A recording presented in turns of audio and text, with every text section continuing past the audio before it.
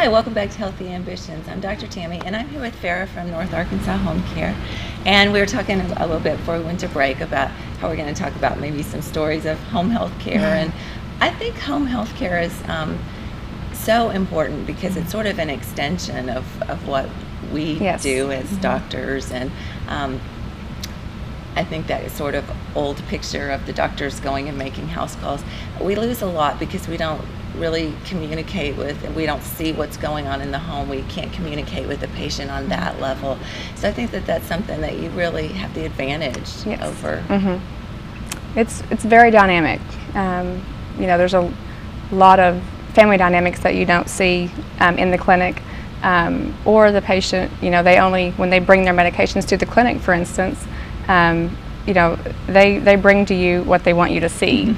They don't bring to you what is in their bathroom, in their kitchen hutch, in the bedside table. They don't show you everything, whether it's intentional that they didn't bring it or whether it's they forgot. So medication management is a huge issue in the home. When the patient's discharged from the hospital, you know, their medication label may say take this medication twice a day on the bottle, but the doctor has ordered for it to be decreased to once a day. So if they're not reading their discharge paperwork like they should, you know, they're taking their medications wrong when they get home. I know you guys are always communicating with us, whether it's by writing or calling us and saying, is this what was supposed to be? Because even when they have different doctors, when they're in the hospital, they have a hospitalist or something, and then they come back to us, and then they're in the home, and there's two different orders brewing. It kind of helps coordinate all that too. Because a lot of times the patients, if they see, you know, their PCP, then they go to their cardiologist, and then they go to the nephrologist, and they're all prescribing different meds. A lot of times, you know, if the patient doesn't bring in that med, if they leave that one at home, then you don't know that this doctor has already prescribed it at this, and then they're taking, you know, twice what they should be. So that's one of the best benefits of home care. And it's scary for those people who don't have home care, because there's a lot of people out there who are making those mistakes. So I think it's so important, especially when you get discharged from the hospital. If there's any question at all, get home health care established, and then if you guys don't feel that you have anything to offer, then you kind of can bow out or say there's nothing really we can do. But at least to get that consult in there, let you guys assess whether there's a need. Because I don't think a lot of times patients will really tell you if they think that they have a need, maybe pride or whatever the situation. And I feel like there has been misconceptions as to a lot of people don't realize what home care is, and what really Medicare says this is a skilled need, and you know we're not going to, this patient, that's one of their benefits of having Medicare, is we're going to pay for their home care at 100% for you to go in there and teach them about their disease process. You know, a lot of people don't realize that just teaching alone is a skilled need for the registered nurse or the LPN to go in and teach. Then of course medication management, medication teaching. A lot of people have the idea that only for the nurse to come in and do their wound care, or the nurse to come in and do IV therapy. You know, they feel like, well, that's the need, and if I don't have that, then I don't qualify.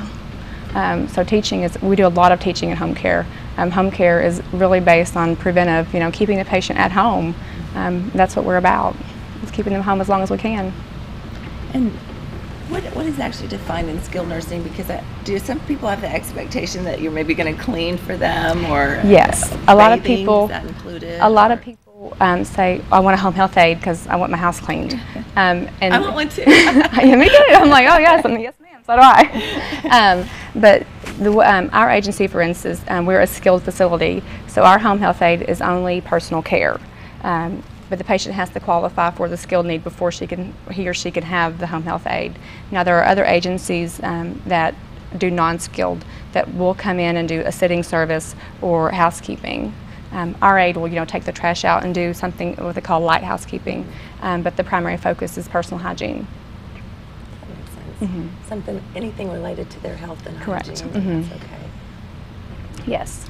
So when you were deciding, I guess, don't want to get too personal, but when you were deciding, as you know, to have children and that sort of thing, did you think about this home situation and being pregnant and what you were going to do after you had children, how that was going to affect your life? Not really. My personality is more fly by the seat of my pants. I knew that I wanted children.